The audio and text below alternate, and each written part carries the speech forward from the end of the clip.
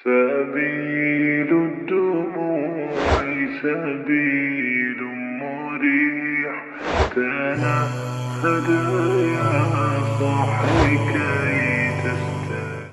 تم ان لوگوں کی طرح نہ ہو جاؤ جن لوگوں نے اللہ کو بھلا دیا تو اللہ تبارک و تعالیٰ نے انہیں اپنا آپ بھلا دیا، اور یہی لوگ فاسق۔ یہ بہت بڑی نعمت ہے اللہ تبارک و تعالیٰ کی ہم اور آپ، کہ ہم اپنے رب کو یاد رکھتے ہیں۔ لیکن وہ لوگ جن لوگوں نے اپنے آپ کو ان لوگوں کی طرح بنا دیا جو لوگ اللہ پہ گوچ چکے، تو اللہ تبارک و تعالیٰ کا شدید عذاب ان پر یہ نازل ہوا کہ اللہ تبارک و تعالیٰ نے انہیں اپنے آپ سے بے بہرا کر دی، وہ اپنے آپ کو بھول چکے۔ اور یہ ایسا عذاب ہے کہ اس سے بڑا کوئی عذاب نہیں کہ بندے کو اپنی خبر نہ ہو۔ جب بندہ خود بوش میں ہوتا ہے تو یقیناً وہ رب تبارک و تعالیٰ کی عبادت کا کچھ حق ادا کرنے کی کوشش کرتا ہے، لیکن جب بندہ اپنے آپ کو بھول جائے تو وہ پھر کیا عبادت کرے گا اور کیا حق ادا کرنے کی کوشش کرے گا؟ تو اللہ تبارک و تعالیٰ ارشاد فرماتا ہے کہ ان لوگوں کی طرح نہ بنے جن لوگوں نے اللہ کو گناہ دیا۔ یقیناً رمضان کے مہینے میں اللہ تبارک و تعالیٰ کی معرفت ہم میں سے بہت سارے لوگوں کو حاصل ہوئی ہو، اور ہم نے جانا ہوگا کہ ہمارے رب کی قوت کیا ہے، اس کی طاقت کیا ہے، وہ کتنا رحمان ہے، کتنا رحیم ہے، کتنا عزت دینے والا ہے، کتنا بندے کے درجات کو بلند فرمانے والا ہے۔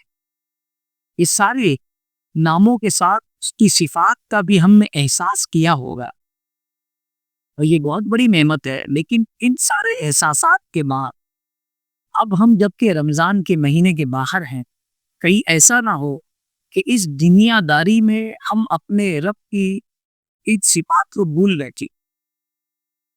یہ رب کا کرم ہے کہ وہ ہمیں نہیں بھولتا، ہم اگرچہ اسے بھول جائیں لیکن رب تبارک و تعالیٰ ہمیں کبھی نہیں بھولتا۔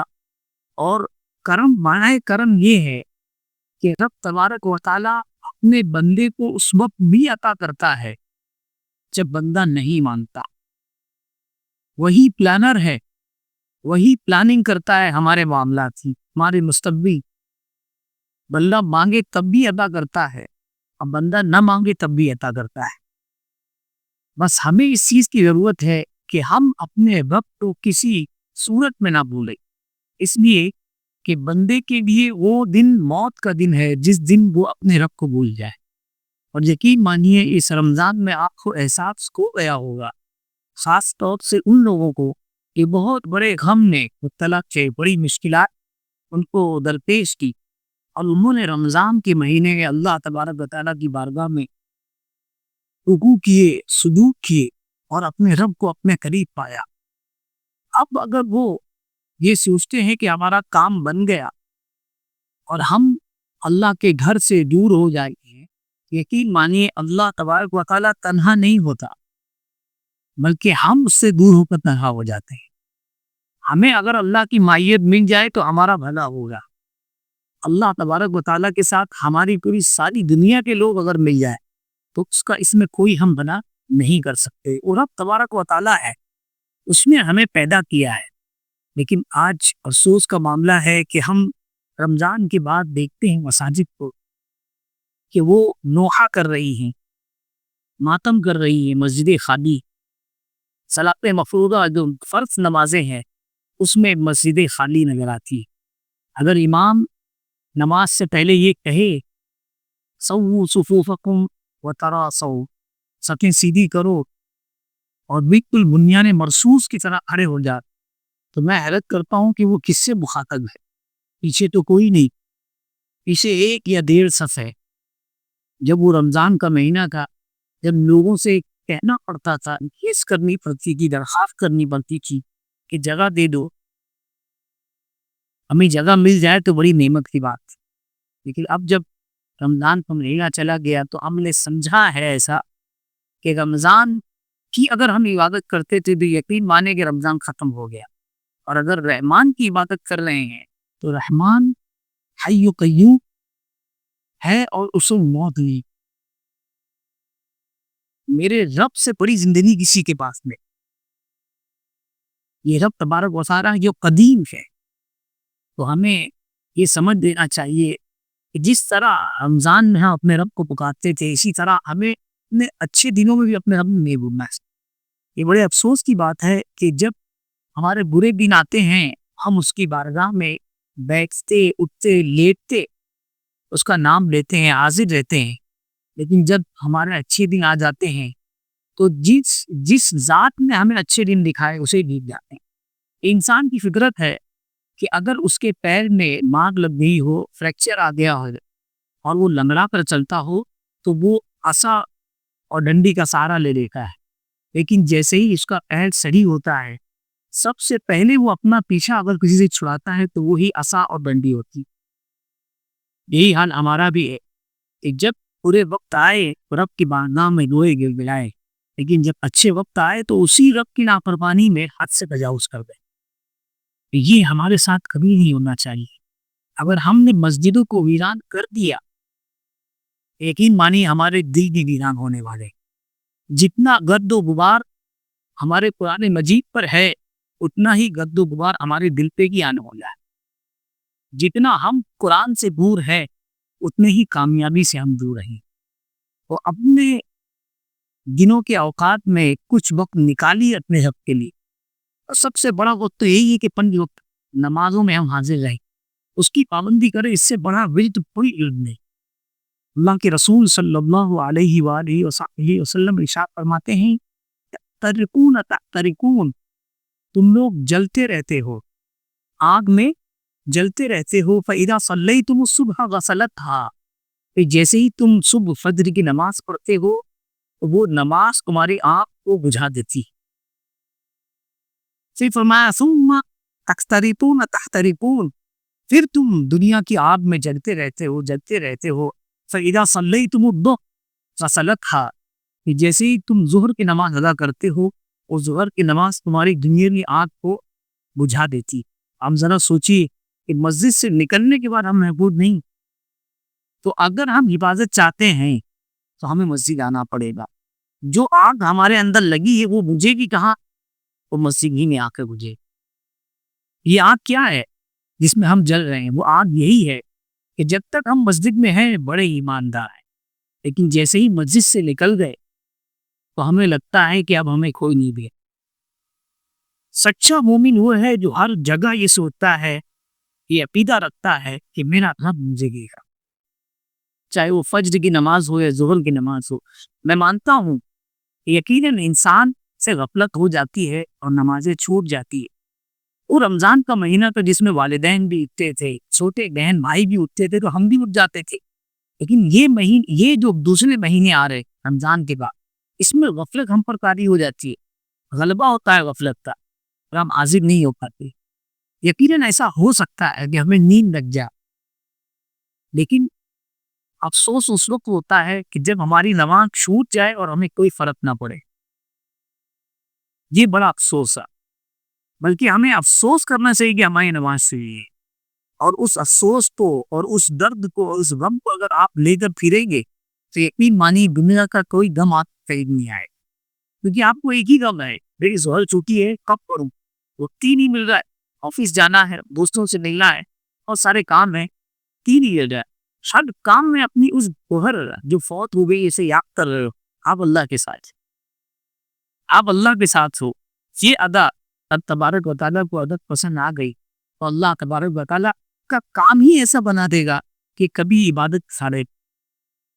اور یہ وہ کر سکتا، وہ قادر و قدیر و مقتدر ہے. کوئی شے اس کے دست قدرت سے بعد، بس شرط یہ ہے کہ بندہ اپنا قدم آگے بڑھائے. اور کیا بڑھانا ہے؟ کچھ بھی نہیں بڑھانا. چادر کو ہٹائے اور نکل جائے نماز کے لیے. پھر دیکھیے آپ کے ہاتھوں پر کیا کرامتیں ہوتی ہے. پھر آپ دوسروں کو ڈھونڈ رہے ہیں کہ کوئی کرامت دکھائے، آپ خود ہی کرامتی بن جائیں. پھر اللہ تبارک و تعالیٰ آپ کے سارے کام آسان کر دے گا. شرط یہ ہے کہ تم اس کی بارگاہ میں آ کر پڑے. کوئی محنت کا کام نہیں ہے. عجیب حال ہے کہ خود بلاتا ہے، خود دیتا ہے اور خود نوازتا ہے. کرم محترم کی بات ہے.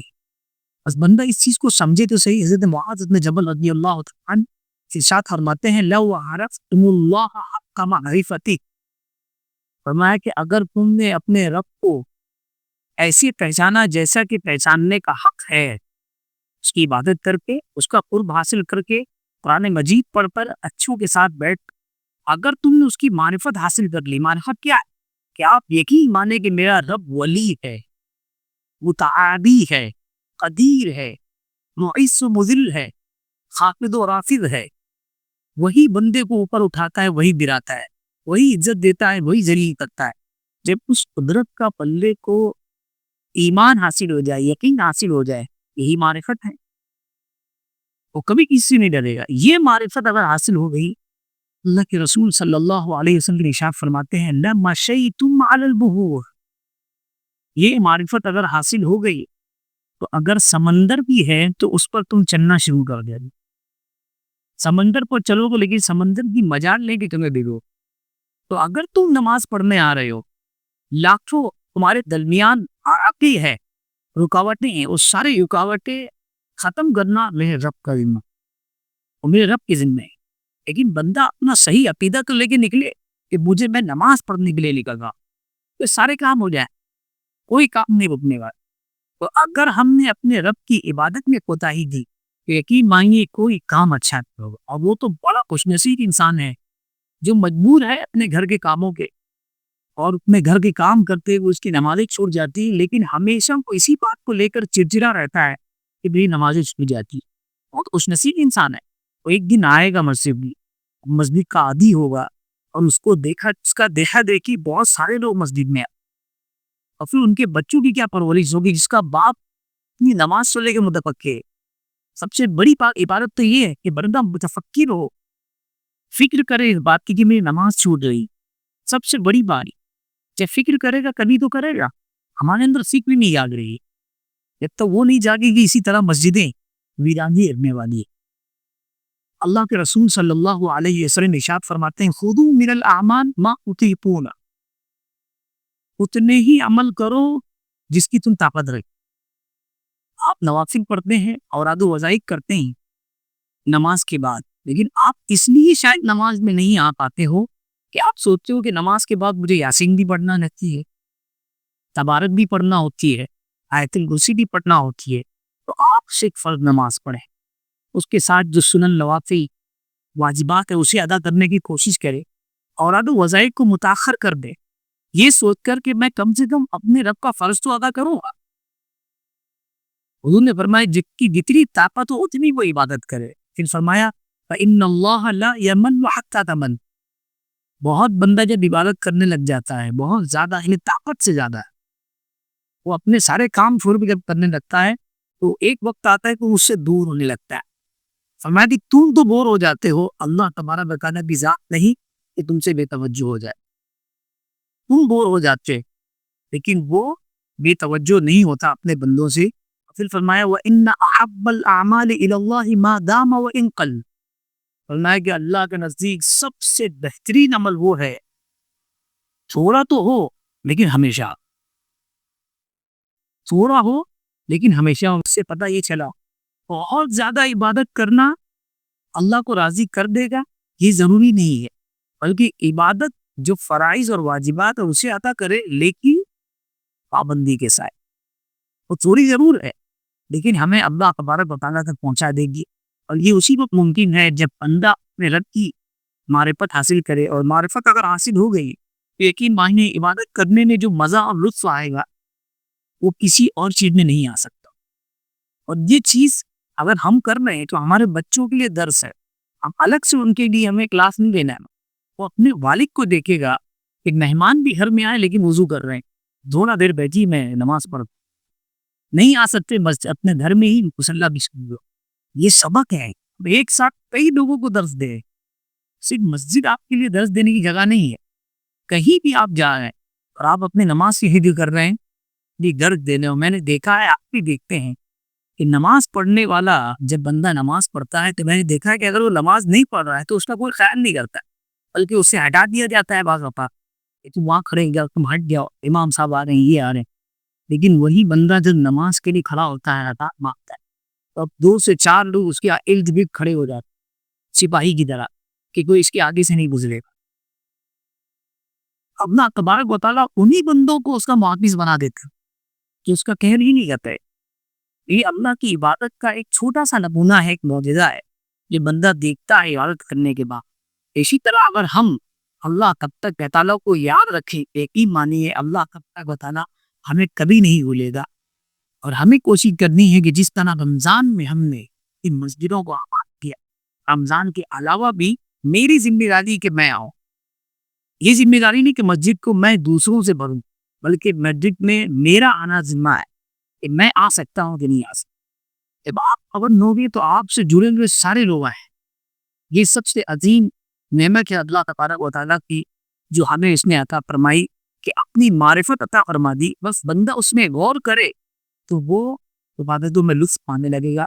اللہ تبارک و تعالیٰ کی بارگاہ میں دعا ہے کہ ہمیں رمضان کی طرح عبادتوں میں لذت عطا فرمائے اور رمضان کی طرح خوب عبادت کرنے کی توفیق عطا فرمائے. ہمارے والدین کی عمروں میں صحت و عافیت کے ساتھ برکتیں عطا فرمائے، ہمارے جسم میں برکتیں عطا فرمائے اور کہنے سننے سے زیادہ ہمیں عمل کی توفیق عطا فرمائے. صلی اللہ علیہ سیدنا محمد وعلی آلہ وصحبہ